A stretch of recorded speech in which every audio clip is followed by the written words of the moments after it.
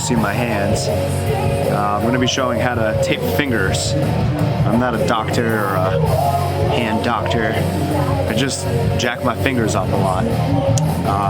So I get this 93 brand finger tape. You can use any finger tape you want. You can use the regular full-size tape and cut them into strips. I like this because I tape my finger a lot and I just want something that's going to be quick. So depending on where the injury is, you're either going to buddy tape or not buddy tape. Sorry, it's loud in the background. There's a class going on. But for example, this finger right here, I have a torn ligament on the side, and it doesn't really hurt anymore. It used to hurt when I was going this way. So if it hurts when you go left and right, that's when you're going to want to buddy tape it. So really, I don't have a good technique for buddy taping. You just got to get the fingers close. Tape them together. So now this finger is not going to be able to shift left and right. But that's not your typical injury with jiu-jitsu. It's usually these knuckles right here, especially if you play a lot of like spider guard or lasso guard with that cat's paw grip. It starts tearing your fingers apart a little bit. So some people pre-tape. I don't really pre-tape. I like to tape when I have an injury. But you can start seeing my knuckles are getting really big at this joint. This joint's pretty big. This one's not bad, but you know, you may start seeing these bumps on your fingers, and that's just from holding that gi and constant pressure on the fingers.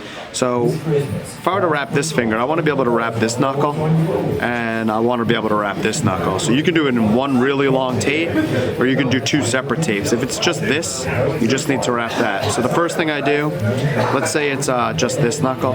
First thing I'm going to do is I'm going to make like a little bolster here.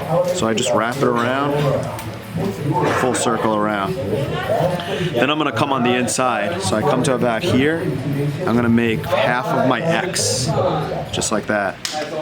Okay. I'm going to make another bolster on top. Now I'm not going tight. I don't want to lose circulation. So if you go too tight, you just got to loosen up. So I make my X, first half, keeping it light. I'm going to make a full circle, and then I'm going to go back down as an X. So I've made an X on that side. And wrap the bottom one more time. So what you'll see is, it's kind of hard to see, but I have a bolster here and a bolster here. Let me just make sure for it to be clear. And I have an X going here and here. But the top, the knuckle is exposed, so it's going to allow me to bend my knuckle. And I could still use my fingers, but it's not going to hyperextend the other way, and it's pretty good going left and right. It's pretty secure. So here's a finger. Check out this pinky. It's kind of jacked up. You can see the knuckle's pretty bad here. Knuckle's pretty bad here. I actually broke this at DC Open almost 2 years ago, and it just never fully healed because I don't stop training. So if I need to trap this knuckle, tape this knuckle and this knuckle, I'm going to start at the lowest one. I'm going to make that bolster, so it's a full circle. Okay. Then I'm going to come down, I'm going to make an X. It's the first half of my X, but I'm going to go to the middle of my finger because I'm going to create a second bolster. And then I'm going to make the X on the small joint right there. So basically I have a bolster, first half of my X, and then another bolster. I'm going to make a circle on the top, all the way around, so it's secure. It's another bolster. And then I'm going to work my way back down. So I'm going to hit the second part of my X, full circle, second part of the X on the bottom part, full circle. And it looks like a lot of tape, it's because it is a lot of tape. But this knuckle is now still exposed, this knuckle's exposed, so I can still fully bend my finger. I can use it, but it's not going to hyperextend. So it's a pinky, so it kind of looks like it's been overdone, but I'll do it on my middle finger. It's a bigger finger. So we start at the bottom. Again, you don't want it too tight. You don't want to lose circulation. So I'm going to make my bolster. I'm going to come with the first part of my X on the big knuckle. I'm going to make a bolster in the middle. I'm going to hit the first part of the X on the smaller knuckle. I'm going to make the bolster at the top.